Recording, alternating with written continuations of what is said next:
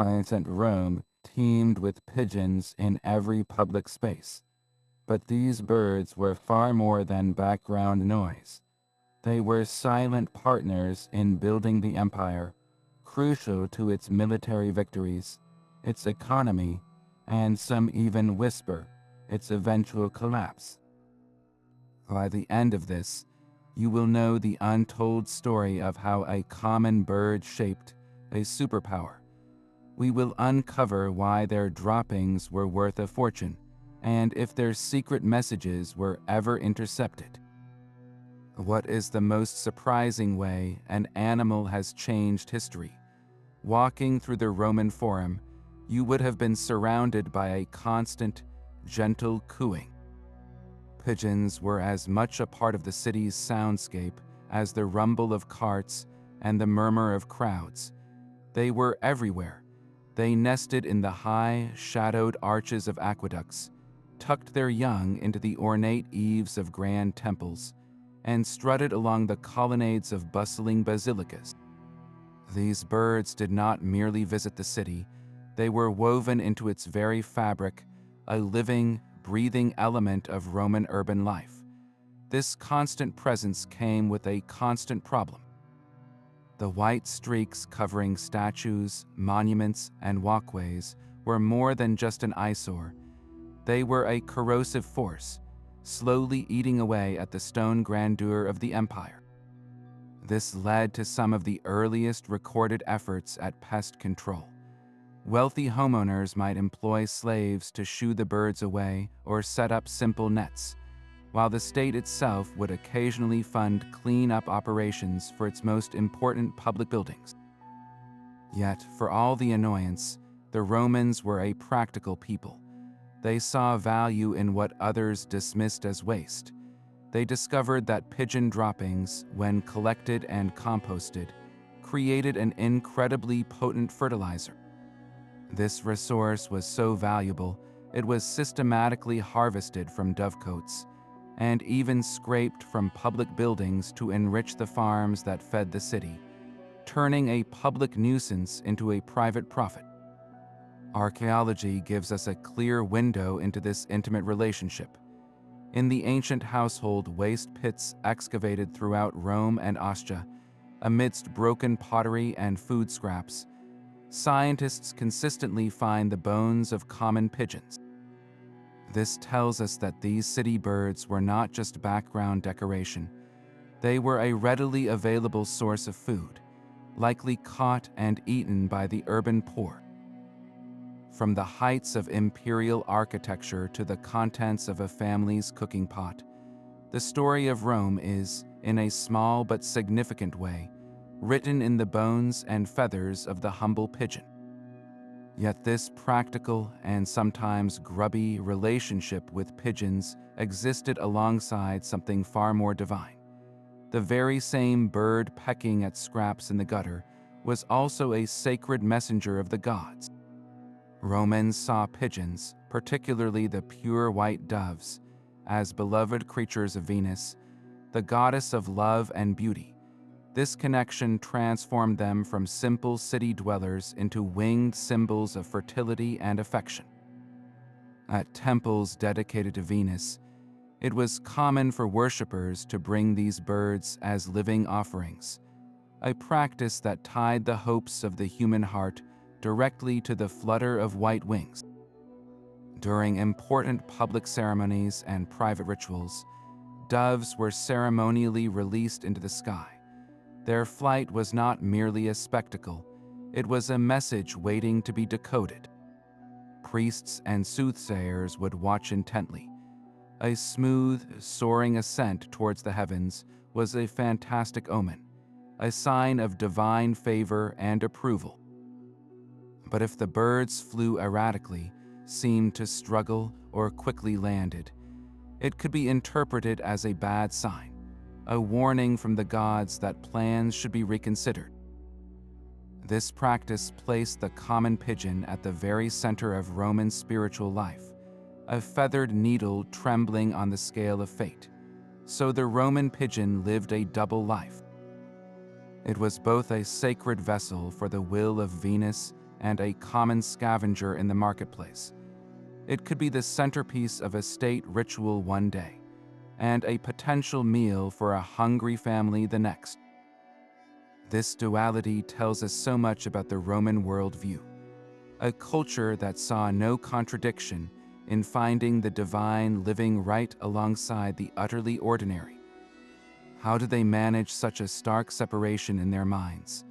And when did these two worlds of the pigeon, the sacred and the profane, ever collide? This sacred and streetwise bird also had a third, far more strategic role, one that helped forge the empire itself.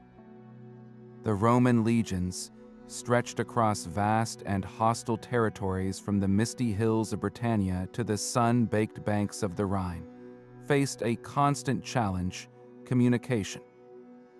Getting a message from a frontier fort to a central command could take weeks by horse, a delay that could mean the difference between victory and a devastating ambush. Their solution was the common pigeon. The legions developed a sophisticated military communication network using carrier pigeons, creating a system of winged messengers that moved faster than any horse could ever run. Imagine a Roman column on the march. Alongside the carts of supplies and siege equipment, there would be a mobile dovecote, a carefully constructed cage on wheels. Inside were homing pigeons, birds that had been raised at a central headquarters. These birds possessed an incredible, innate ability to find their way home over staggering distances. When a commander at the frontier needed to send an urgent report, a scout's finding, or a call for reinforcements, a short message was written on a thin piece of parchment or papyrus. This was then carefully rolled and tied to the leg of one of these pigeons. The bird was released, and it would fly, not in a random direction, but in a direct, unwavering line straight back to its home loft, covering in hours a distance that would take a mounted messenger days. This gave the Roman military an intelligence and coordination advantage that their enemies simply could not match. A general in Rome could receive news from a distant legion almost as it happened, allowing him to make strategic decisions with a speed that must have seemed like magic. The flutter of wings in the sky became the sound of imperial control. But this entire system of feathered messengers and divine symbols rested on a foundation of remarkable biological engineering. The Romans did not simply rely on wild birds, they perfected them. They built specialized structures known as columbaria, a name we often associate with tombs for ashes, but which also served as elaborate, multi-story dovecotes. These were not simple birdhouses. They were architectural marvels designed with hundreds of individual nesting niches, internal ramps, and carefully placed openings to maximize sunlight and protection. Inside these pigeon apartments, the Romans managed their flocks with a breeder's keen eye, creating an efficient production line for two precious commodities: eggs and squabs, the young pigeons that were considered a culinary delicacy. This was factory farming on an ancient scale. They practiced a form of selective breeding that would seem incredibly modern. For the military, they meticulously paired birds that demonstrated the strongest homing instinct, creating lineage after lineage of super reliable messengers. For the dinner table, they bred for size and plumpness, ensuring the squabs delivered the most meat. And for the temples of Venus, they selected for the purest white plumage, cultivating living symbols of divine purity. This was a profound, hands-on understanding of heredity. They observed that certain traits passed from parent to offspring, and they manipulated those outcomes generations before the science of genetics even had a name. They were, in effect, shaping the very DNA of the pigeon to serve the needs of their empire, from the battlefield to the banquet hall to the altar. What does this tell us about a society that invested so much thought and resources into perfecting a common bird. While the legions used pigeons for messages and the temples for omens, the Roman elite had a very different use for them, a culinary one. On the tables of the wealthy, the humble pigeon was transformed into a celebrated delicacy known as squab. This was not the tough, older city bird, but a young pigeon, raised in those specialized dovecotes to be exceptionally tender and flavorful. Ancient cookbooks, like the one attributed to the gourmet Apicius, are filled with elaborate recipes that showcase this luxury ingredient. Pigeons would be roasted whole, their skin glazed with sweet honey and studded with rich dates, creating a perfect balance of savory and sweet. Another popular dish involved stewing the bird slowly in a sauce of fine wine, peppercorns, and a fermented fish sauce called garum, resulting in a complex, deeply flavorful meal. Serving an entire roasted squab was a clear statement of wealth and refined taste, a centerpiece meant to impress guests at a lavish banquet. This gourmet experience stood in stark contrast to the reality for most Romans. For the common person living in a crowded insula, the pigeons cooing on the rooftop were not symbols of luxury, but a potential dinner. These city birds, scrawnier and tougher from a life of scavenging, were a ubiquitous, free source of protein. People devised simple traps using nets and bait, snatching the birds from public squares and temple precincts. Once caught, they were likely boiled into a simple stew or grilled over a small fire, providing a vital, if humble, meal for a family. So the very same species existed on a complete spectrum, from a peasant's simple pot to a patrician's silver platter. This divide tells a deeper story about Roman society itself, where the value of something as simple as a pigeon was entirely defined by who was eating it. How did this everyday source of food become entangled in the economic forces that would ultimately strain the empire? This same word, columbarium, echoes through Roman life and death with a beautiful, haunting symmetry. In the countryside, a columbarium was a structure built for the living. These were the grand dovecotes on wealthy estates, soaring circular towers or long rectangular buildings, their interior walls a honeycomb of hundreds, sometimes thousands, of small nesting niches. Each niche was a home for a pigeon, a carefully designed space that kept the birds safe and their valuable eggs and squabs secure. The air inside would have been alive with the rustle of wings and the low murmur of coos, a constant productive hum. This was the columbarium of life and profit, a factory of feathers. But in the city, especially along the roads leading out of Rome, you would find another kind of columbarium. These were places for the dead. They were communal tombs, often built by trade guilds or wealthy families for their members. And inside, the walls were identical, a vast honeycomb of niches, but these niches did not hold birds. They held urns, small terracotta or glass vessels containing the cremated ashes of the deceased. The architectural parallel is undeniable and deeply intentional.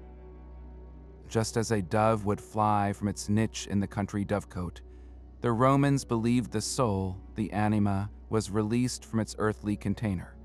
It would ascend from its resting place in the funerary niche, taking flight towards the afterlife. This was not a grim metaphor, but one of hope and liberation.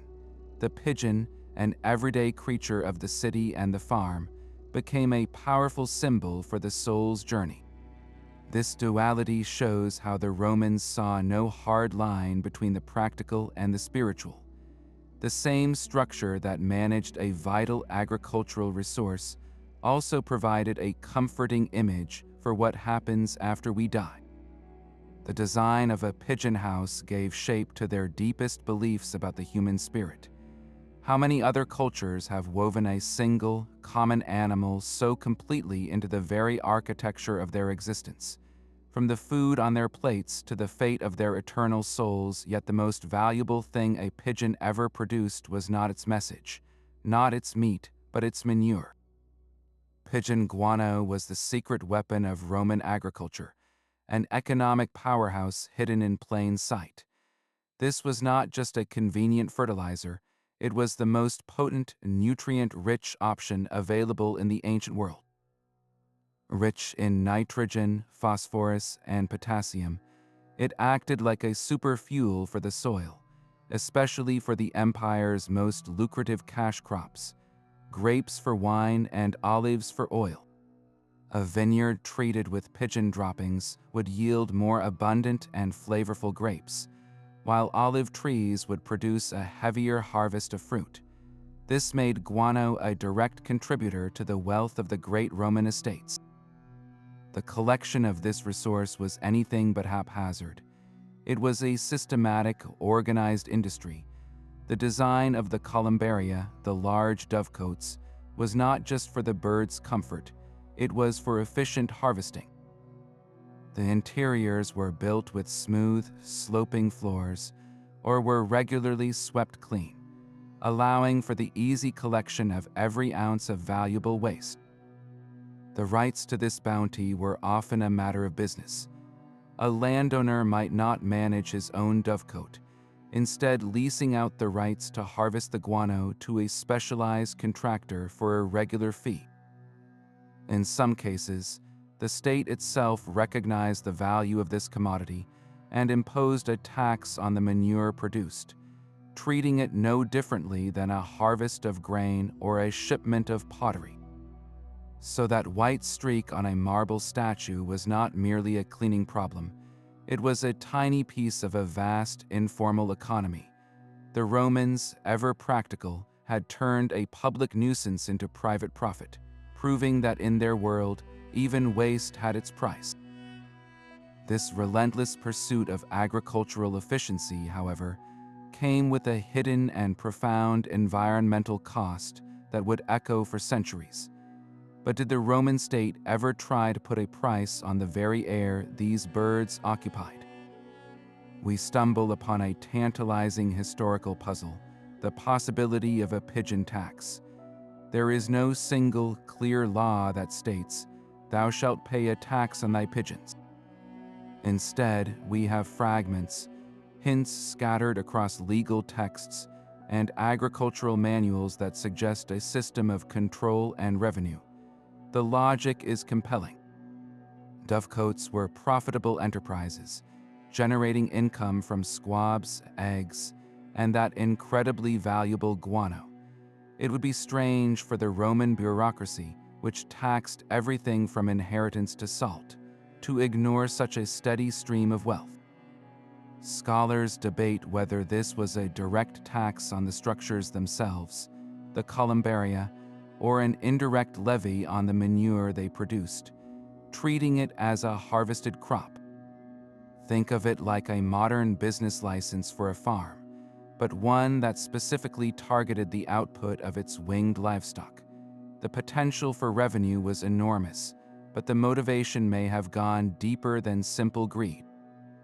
In the crowded, marble-clad cities, the sheer number of pigeons was a persistent problem.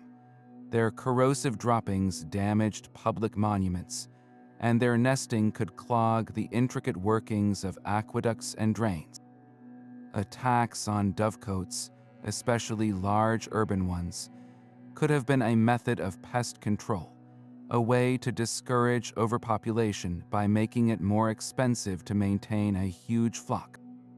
It was a potential tool for urban management, using economics to clean the city's air and stone. Some historians even speculate about a concept that feels remarkably modern, a tax on the use of public airspace. The birds flew everywhere over public forums and private villas alike. Did the state assert a form of ownership over that sky, demanding a fee from those whose birds occupied it? The evidence is too fragmented to say for sure. We are left piecing together a plausible truth from financial records, satirical poems complaining about city nuisances, and the very design of the dovecotes that made harvest so easy to assess and tax. This historical detective work reveals a bureaucracy that saw an opportunity in every facet of life, even in the flight of a common bird. If they were so meticulous about tracking the waste of pigeons, what other surprising aspects of daily life fell under the watchful eye of the Roman taxman? The cooing of a pigeon on a windowsill was rarely just background noise to a Roman. It was a potential message. Beyond the grand state rituals, these birds were deeply woven into the fabric of everyday superstition, a living oracle for the common person. The direction a pigeon flew across your path held immense meaning. If one flew from your right side to your left, it was considered a terrible omen, a sign of impending misfortune. But if it crossed from left to right, your heart could lift, for this signaled good luck and divine favor on your endeavors. Even the bird's call was scrutinized. A soft, rhythmic coo might be interpreted as a comforting sound, while a sudden, sharp series of cries could be a warning of danger, prompting a person to reconsider a journey or a business deal. There are stories passed down of pigeons acting as direct agents of the gods. One famous tale tells of a pigeon landing on the helmet of a Roman soldier just before a crucial battle. Its calm presence was seen as a direct blessing from Mars, the god of war, filling the legion with confidence that led them to victory. In another account, a flock of pigeons was said to have frantically abandoned a town square moments before an earthquake struck, their strange behavior a silent, ignored alarm. This belief system granted every citizen a personal connection to the divine. You did not always need a priest to interpret the will of the gods. You simply had to watch the skies and listen to the world around you. The pigeon became a personal soothsayer, its ordinary actions imbued with extraordinary significance. How many daily decisions, from a marriage proposal to a loan agreement, were subtly influenced by the flight of a single bird? This mystical layer reveals a society that saw the supernatural not in distant temples, but in the most humble corners of daily life. Could the very birds that helped build the empire have also played a role in its unraveling? It is a startling question, and while no serious historian would claim pigeons single-handedly toppled Rome, their deep integration into Roman systems meant they were inevitably caught up in the empire's decline. Consider the military's reliance on carrier pigeons. This network, once a marvel of communication, possessed a critical vulnerability. As the empire's borders became more porous and its legions were stretched thin, the risk of message interception soared. An enemy who captured a single mobile dovecote would gain not just a meal, but a powerful tool. They could release those birds and track their flight path back to a Roman headquarters, or worse, send back false information. A forged message about a phantom rebellion or a fake order to retreat could cripple a legion's effectiveness, turning the empire's greatest communication advantage into a devastating liability. The system designed for control could, in a time of weakness, become an instrument of chaos. Meanwhile, back in the heart of the empire, another threat festered in the very air Romans breathed. The colossal urban pigeon populations, celebrated for their guano and their accessibility as food, created a perpetual hygiene crisis. The accumulated droppings in public spaces were more than just corrosive to stone, they were a breeding ground for disease. While direct evidence is elusive, we know that crowded, unsanitary conditions are a perfect incubator for pathogens. It is entirely plausible that the constant, close contact with such vast numbers of birds contributed to the spread of illnesses that ravaged the already strained population. These were not primary causes of the fall, but rather symptoms of a deeper sickness. a system that had grown too large and too interconnected for its own good. The pigeon, in all its roles, was a thread woven tightly into the fabric of Rome. When that fabric began to fray, the thread did not just snap, it pulled other weaknesses with it, revealing how a civilization's greatest strengths can, in its twilight, become its most profound vulnerabilities. The silent ruins of Pompeii offer a perfect, heartbreakingly clear snapshot of this relationship, frozen in a single moment. As the ash from Mount Vesuvius fell, it sealed an entire city in time, preserving not just grand villas but the minute details of daily commerce. In the remains of bakeries and grain shops, archaeologists have found carbonized loaves of bread and piles of grain, their shapes perfectly cast in the volcanic rock that encased them. These shops, with their open fronts and spilled provisions, would have been a magnet for the city's pigeon population.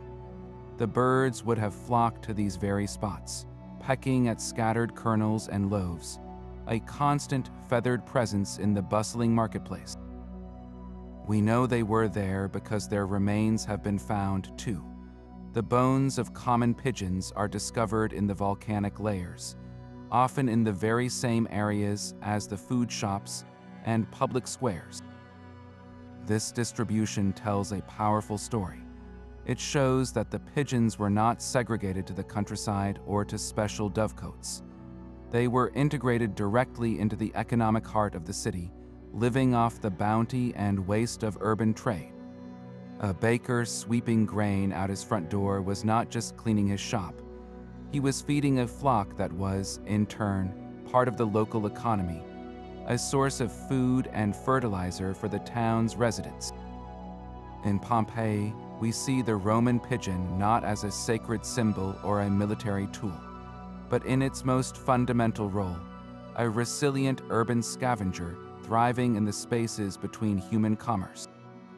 This perfect preservation forces us to ask, if we could walk through any Roman city at its peak, would we find this same intimate dance between merchant and bird playing out on every street corner?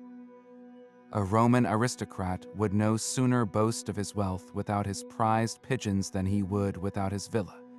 For the very elite, the utilitarian value of these birds was secondary to their beauty, transforming pigeon breeding from a simple trade into an art form known as pigeon fancying. This was not about homing instinct or plumpness for the table. It was a pursuit of pure aesthetics, a competitive hobby where a bird's worth was measured by the rarity of its color, the elegance of its feathering, or the unique cadence of its coo. Imagine a nobleman leading a guest through his private aviary, not to show off a food source, but to display his living collection. He might point to a bird with a cascade of lacy feathers around its feet, a trait painstakingly bred over generations. Another might be celebrated for its iridescent neck plumage that shimmered with a metallic sheen of purple and green in the sunlight, a far cry from the common gray of the city scavenger. The sound was just as important. A particularly melodious or unusual coo was a mark of distinction, a sign that the owner possessed not just wealth, but refined taste and patience. This created a vibrant and surprisingly expensive market for living art. Historical accounts suggest that a single bird of a rare and desirable lineage could be traded for sums that would make a common laborer gasp, the equivalent of thousands of dollars today. A transaction like this was about more than commerce. It was a public performance of status and sophistication, proving that in ancient Rome, cultural appreciation could indeed be written on the wings of a pigeon. How far would a collector go to secure the most beautiful bird in the empire? And what did this say about a society that found such profound value in something so seemingly frivolous? So what exactly is the difference between a pigeon and a dove to a Roman? The answer lies not in the bird itself, but in the eye of the beholder. The Latin language used a single, beautiful word for both columba. This one word had to carry the weight of two entirely different realities.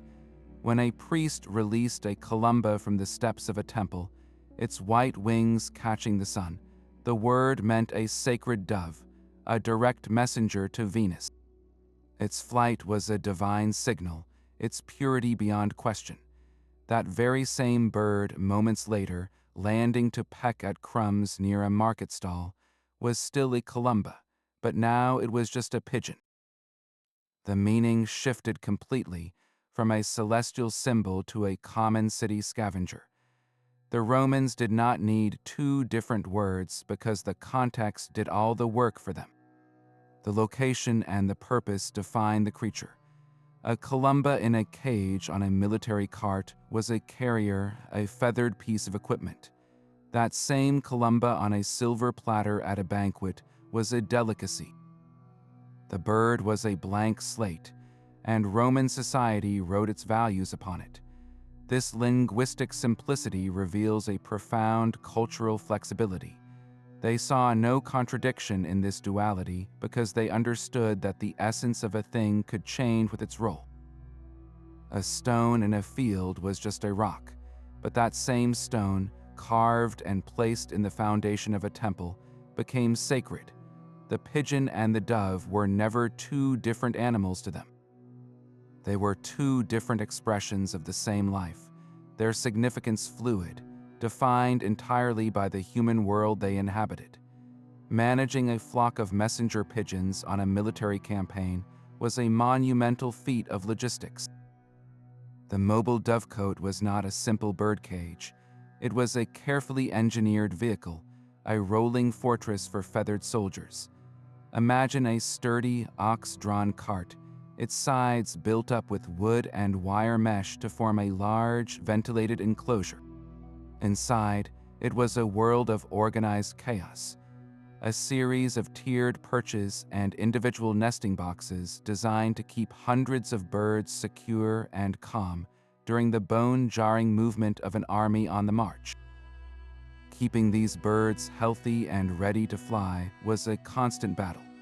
The columbaria, the specialized soldiers in charge of the flock, had to provide a steady supply of clean water and precious grain, resources that had to be carried and protected alongside the legion's own rations. They shielded the birds from the extremes of weather, draping the cage with leather sheets during a downpour, or ensuring it was positioned for shade under the blistering sun. The most critical task, however, was training.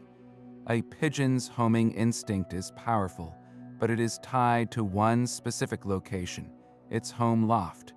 The genius of the Roman system was making the mobile dovecote itself that home. From the moment the young birds could fly, their entire world was that rolling cage. They were fed there, sheltered there, and learned to recognize it as their sole source of safety and sustenance. The columbarii would conduct regular training flights, releasing small groups of birds when the army was stationary, allowing them to circle and memorize the ever-changing landscape surrounding their mobile base before returning to be fed. This constant reinforcement forged an unbreakable bond between the bird and its moving home. The columbarii themselves were far more than simple animal handlers. They were low-ranking but highly trusted specialists, responsible for the well-being of a vital military asset. They had to be expert aviculturists, understanding the bird's health and behavior, and utterly discreet, as the messages they sent could decide the fate of entire legions. Their existence proves that the Roman military machine did not just use pigeons. It invested deeply in the specialized human knowledge required to make them a reliable weapon. How many battles were won not by the strength of a sword arm, but by the diligent care of a soldier tending to his birds in the dust of a marching camp? The sheer scale of the pigeon population demanded an equally ambitious response. In the shadow of grand temples and along the crowded streets, Romans waged a constant, quiet war against their feathered neighbors. For the average citizen, the first line of defense was simple and direct. They stretched finely woven nets across courtyards and over the open spaces of their rooftops, snaring birds that came to roost or scavenge for food. Others crafted clever traps from baskets and boxes, propping them up with a stick and baiting the trigger with a few precious grains. A quick pull on a string from a hidden spot could secure a meal for the family pot. But for the wealthy and the state, the methods were more sophisticated and far more dramatic. They employed trained hawks and falcons, birds of prey whose very presence created a zone of terror that cleared the skies. A falconer might be stationed at a crucial public space, his bird's sharp cry and sudden dive scattering thousands of pigeons in a panicked rush of wings, a temporary but effective solution for a ceremonial event or to protect a specific monument. The Roman poet Juvenal, in his famous satires, complains bitterly about the urban din, and among the noises he lists is the frantic flapping of pigeons disturbed by such a hawk, a clear literary snapshot of this practice in action. This was not just about convenience. The state understood that the corrosive droppings were actively destroying the marble and stone that symbolized Roman power and piety. While we have no surviving law that explicitly says thou shalt not keep too many pigeons, edicts concerning public nuisances and the upkeep of state property would have given magistrates the authority to fine those who allowed their dovecotes to become a public problem or to order culls in specific areas. They faced the same core dilemma as a modern city council, balancing the benefits of a species against the filth and damage it causes, and they arrived at many of the same answers, from simple traps to biological controls. The methods may have been ancient, but the frustration of cleaning a statue for the 10th time only to see it soiled again minutes later is a feeling that has echoed through the centuries. These artistic glimpses into the Roman soul are preserved in the vibrant tiles of their mosaics. Walk through the ruins of a Pompeian villa, and your eyes might fall upon a stunningly detailed scene.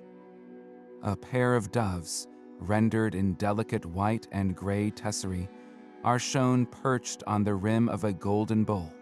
Their heads are bent, drinking peacefully from the water within. This is not a picture of wild scavengers, but of tame, cherished creatures. In the garden of another wealthy home, a mosaic might show a single dove preening its feathers amidst lush flowers, a symbol of tranquility and domestic harmony. These were not random decorations. They were deliberate statements. The dove drinking from the bowl, a motif so popular it was copied across the empire, symbolized a soul at peace, quenching its thirst in the afterlife. For the living, it represented the prosperity and refined leisure that a well-managed estate could provide. It was the ultimate symbol of the Roman ideal of odium, the peaceful, cultured enjoyment of life, free from business or strife. This idyllic portrayal stands in stark contrast to the chaotic, manure-strewn reality of the public forum. The art cleansed the bird of its earthly problems, transforming it into a pure emblem of the good life. To own such a mosaic was to declare that your world was one of order, beauty, and divine favor, a world where every pigeon was a peaceful dove. This visual evidence provides our most beautiful and direct connection to how the Romans wished to see themselves, and the bird they had woven so completely into their existence. What other daily truths did they smooth away and perfect when they committed them to art? The same trade routes that carried silk from China and spices from Arabia also trafficked in a far more common, yet equally transformative, commodity, the pigeon. As the legions marched and merchant ships crisscrossed the Mediterranean, they did not travel alone. Their carts and hulls carried mobile dovecotes, spreading distinct breeds of pigeons from one corner of the empire to another. A specialized bird, prized for its homing instinct and bred for generations in the Nile Delta, might find itself shipped to a new loft in Hispania. A particularly plump breed from the Syrian heartland, celebrated in local markets, could be transported to grace the table of a Roman governor in Britannia. This was not a passive migration. It was a deliberate, empire-wide project of genetic exchange, orchestrated by the relentless engine of Roman commerce and military logistics. The value of these birds was too great to leave to chance. The Romans actively sought out and imported superior breeds, creating a kind of ancient global aviary where the best traits from across the known world were gathered and intermingled. In the bustling ports of Ostia and Puteoli, a merchant could inspect birds from a dozen different provinces, their varied colors, and builds a living map of imperial reach. A Roman breeder, managing his columbarium on a country estate, would have eagerly introduced these foreign birds into his own flocks. He might cross a hardy, cold-tolerant local bird with a swift-flying messenger from Egypt, hoping to create a new lineage that could thrive in the northern climates while maintaining its incredible speed. This systematic interbreeding made the Roman pigeon a biological melting pot, its very DNA a record of conquest and connection. The common gray bird pecking in a London forum likely carried within it the genetic legacy of ancestors from the deserts of North Africa and the lush valleys of the Levant. This globalized creature became a silent witness to the fact that Rome was not just an empire of laws and legions, but a vast network that reshaped the natural world itself. How many other everyday plants and animals carried this same hidden history of imperial exchange in their very bones? Even the most bizarre pigeon byproducts found a purpose in the Roman world. Ancient physicians and cosmeticians did not let a single part of the bird go to waste, transforming blood, eggs, and dung into sought after ingredients for health and beauty. The renowned Dr. Galen recorded some of these startling recipes, creating a pharmacopoeia that would baffle us today. Pigeon droppings, for instance, were not just fertilizer. They were carefully collected, dried, and ground into a fine powder to be used as a cosmetic treatment. Roman women, aspiring to a pale complexion that signified wealth and refinement, would mix this powdered dung with other substances to create a paste believed to lighten and brighten the skin. The same substance was also thought to have potent healing properties. A poultice made from warm pigeon dung was a common folk remedy for bruises and skin inflammations, applied directly to the body in the belief that it could draw out impurities and reduce swelling. The logic, however strange it seems to us, was rooted in a fundamental principle of Roman medicine, the idea that powerful, active ingredients could be found in the most unexpected places. Pigeon blood was another versatile, if unsettling, component. It was sometimes prescribed as a liquid treatment for eye infections, dropped directly into the sore eye in an attempt to cleanse it. Other recipes called for the blood to be mixed with wine or herbs and consumed to treat internal ailments. Even the eggs had their role. Raw pigeon egg was occasionally applied to the face as a tightening mask, or worked into the hair to add shine and vitality. This was not seen as desperate or unsanitary, but as ingenious, a practical use of every available resource. The line between the pharmacy and the farmyard was incredibly thin. A Roman woman might use a paste made from pigeon waste to beautify her skin in the morning, and then later that same day enjoy a roasted squab for her evening meal. This complete, unflinching utilization reveals a society that saw the natural world as a vast cabinet of cures, where even the most common city bird held the potential for healing and adornment. How many other everyday substances, which we would dismiss as filth, did they see as a source of power and transformation? Roman poets and satirists held up a mirror to their society, and pigeons were often the reflection staring back. The great love poet Ovid, in his Art of Love, directly advises the young Roman man on how to win a woman's heart. His suggestion: release a pair of doves, the birds sacred to Venus, as a grand romantic gesture. For Ovid, the pigeon was not a pest. It was a winged Cupid, a living symbol of affection whose very presence could soften a heart and whisper of divine approval. This literary portrayal aligns perfectly with the sacred role of the dove in the temple, transforming the bird into a character in the human drama of love and longing. Yet walk into the world of the satirist Juvenal, and the pigeon undergoes a complete transformation.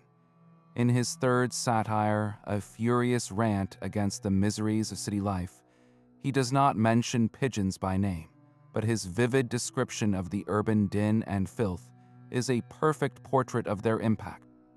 He complains of the constant noise that shatters a man's sleep, a likely reference to the pre-dawn cooing from the rooftops. He laments the filth that rains down from above, a clear nod to the corrosive droppings that plagued every public walkway. For Juvenal, the pigeon is not a symbol of love, but a symptom of a crowded, chaotic, and unbearable city. It is the embodiment of the very annoyances that drove a reasonable man to despair. This stark contrast in literature reveals the full spectrum of the Roman mind. A single creature could be both a sacred emblem of the goddess and a filthy proxy for everything wrong with urban living. The poets and the satirists were not describing different birds. They were describing the same bird through entirely different lenses, one focused on the ideal, the other on the grimy reality. Their writings prove that the Roman relationship with the pigeon was never simple. It was a constant, unresolved tension between reverence and pure, unadulterated irritation. The sun had not yet touched the hills when Lucius unlatched the heavy wooden door of the columbarium. Inside, the air was thick and warm, humming with the soft murmurs of 1,000 waking birds. His first task was always the feeding. He moved slowly down the rows of nesting niches, his hands scooping measured portions of grain from a leather satchel into the long, smooth feeding troughs. A sudden flutter of gray and white wings surrounded him, a familiar, living cloud that knew the rhythm of his day as well as he did. After the grain came the careful collection of eggs, his fingers gently probing the straw-lined niches for the smooth, white ovals. Each one was a small piece of the estate's wealth, destined for the master's table or the local market. Then came the least pleasant, but most vital chore. With a wide-bladed scraper and a large basket, he began the methodical work of cleaning the accumulated guano from the sloped stone floor. The pungent, sharp smell filled the space, but to Lucius, it was the smell of money. This potent fertilizer would be bagged and sold, its value nearly matching that of the squabs themselves. His true passion, however, was reserved for the afternoons. He would select a young bird from the special loft reserved for messengers, a bird that had known no other home but this tower. He would carry it in a small wicker cage to a field a mile distant. With a soft word and an open hand, he would release it, his eyes squinting against the sky to watch its flight. The bird would circle once, twice, its instincts locking onto the invisible path back to the one place it associated with food and safety. Its successful return was a small victory, a thread of connection being woven across the landscape. Lucius was not just a cleaner of cages, he was a trainer of feathered couriers and a manager of a complex, living system. His entire livelihood, his family's security, was tied to the health and performance of these birds. He knew each lineage, which pairs produced the strongest flyers, and which hens were the most reliable layers. He was the unseen human engine that made the empire's communication and the elite's luxury possible. How many men like him, in how many quiet country estates, were looking up at the same sky, watching their own birds become tiny, purposeful dots on the horizon. Beneath the romantic poetry and the grand mosaics lies a harder truth, one written in bone and stone. Archaeology cuts through the speculation, giving us physical evidence of the Roman pigeon's life and death. When excavators sift through the ancient garbage pits of Roman cities, they do not just find broken pottery, they find the skeletons of the birds themselves. These are not the remains of sacred rituals, but of daily meals. By analyzing these bones, scientists can determine the age of the bird when it was eaten. Most show signs of being young adults, a clear indication that Romans were selectively harvesting them at the peak of their size and tenderness, a practice that aligns perfectly with the descriptions of squab as a delicacy. But the story gets more interesting. On some of these bones, under magnification, experts find the faint, precise marks of a knife. These cut marks reveal butchery patterns, showing us exactly how a Roman cook would joint a pigeon for the pot, separating the plump breast from the wing and the leg with practiced efficiency. This turns a bare bone into a snapshot of a kitchen scene, a moment of preparation from 2,000 years ago. The health of the birds is also recorded in their skeletons. Signs of healed fractures tell us that these were resilient creatures, surviving accidents and likely predation in the crowded urban environment. Other bones show evidence of diseases like osteoporosis, which can be linked to the diet of city birds scavenging from human waste, lacking the nutrients available to their well-fed cousins in the country dovecotes. This bioarchaeology reveals a population under stress, thriving in number but often struggling in health, a direct consequence of their successful adaptation to human civilization. Beyond the bones, the structures themselves speak volumes. The ruins of a dovecote or columbarium are not just piles of rubble. By mapping the foundations and the remaining walls, archaeologists can reconstruct their sophisticated design. They calculate the number of nesting niches, sometimes reaching into the thousands on a single estate, which gives us a stunning sense of the scale of these operations. The placement of these structures is equally telling. They are consistently found in sunny, sheltered locations, often integrated into the walls of vineyards or olive groves. This was not a coincidence. It was a masterstroke of agricultural planning, ensuring the valuable guano was produced right where it was needed most, minimizing transport and maximizing efficiency. The most fragile evidence, preserved only in the most exceptional conditions like the dry sands of Egypt or the sealed rooms of Pompeii, is the nesting material itself. Vines of compacted straw and twigs, sometimes even containing fossilized eggshell fragments, confirm the intimate details of their breeding cycles. This physical proof is the final, undeniable piece of the puzzle. It connects the architectural grandeur of the dovecote to the soft, humble reality of a bird building its nest, tying together the empire's vast economic systems with the simple, biological imperative of life. How many other silent histories are waiting in the soil, ready to be read from the fragments we have overlooked for centuries? The flutter of wings that carried Roman battle plans across Europe never truly fell silent. The empire's intricate network of messenger pigeons established a principle of aerial communication that would be rediscovered and perfected millennia later. In the muddy, wire-strewn trenches of the First World War, and again in the skies over a besieged Europe during the Second, carrier pigeons became heroes. They flew through poison gas and artillery barrages, their tiny legs carrying life or death messages when radio silence was imperative or technology failed. The brave birds of the U.S. Army Signal Corps or the British intelligence services were the direct spiritual descendants of those Roman legionary pigeons, proving that even in an age of machines, a bird's homing instinct was an irreplaceable tool of war. This was not a new invention, but a revival of an ancient Roman solution to the timeless problem of getting a message through.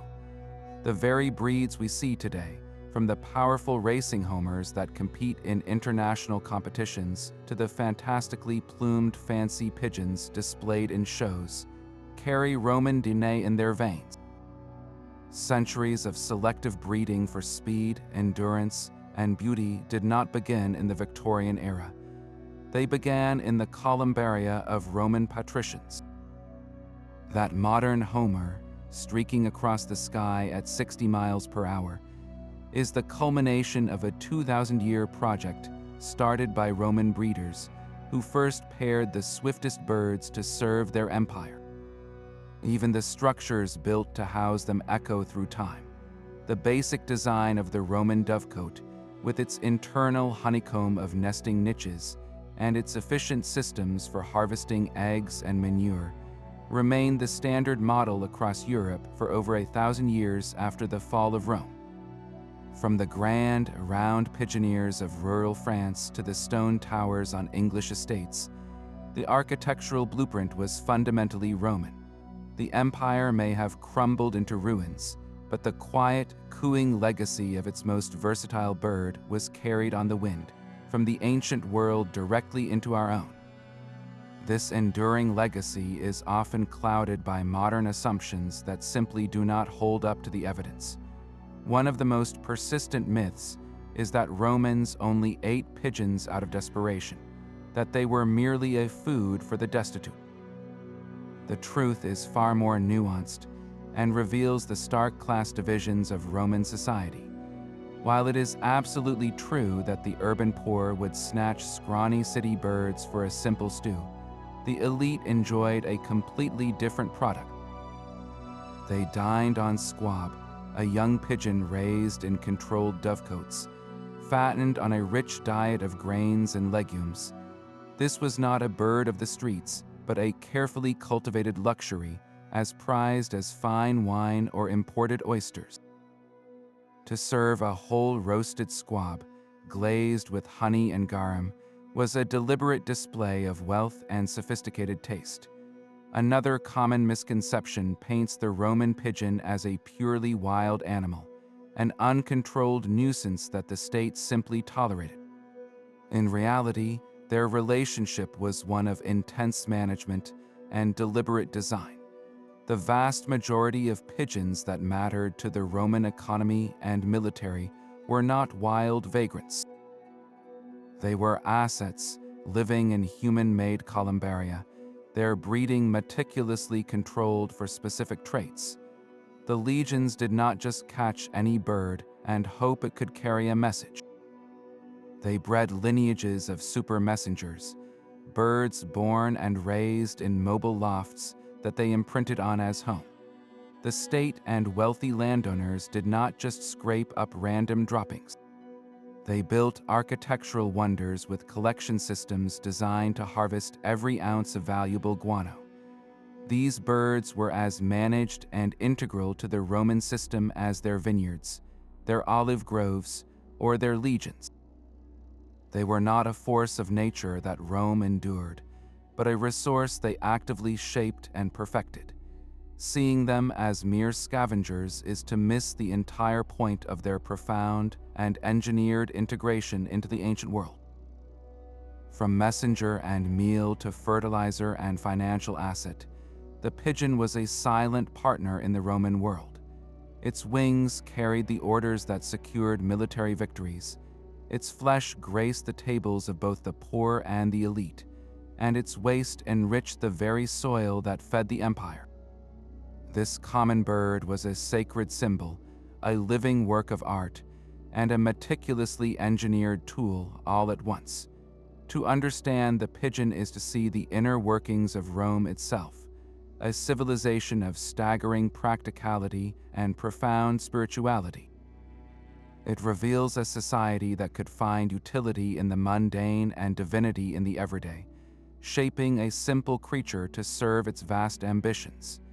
The story of Rome is not just written in the annals of its emperors or the stones of its forums, but in the quiet coo of a pigeon on a sun-warmed roof. It reminds us that history is often shaped by the most unexpected forces, the humble, resilient beings that live in the spaces between our grandest monuments. What other overlooked parts of our own world might be silently shaping the course of our lives today? Share your own surprising historical discoveries in the comments below.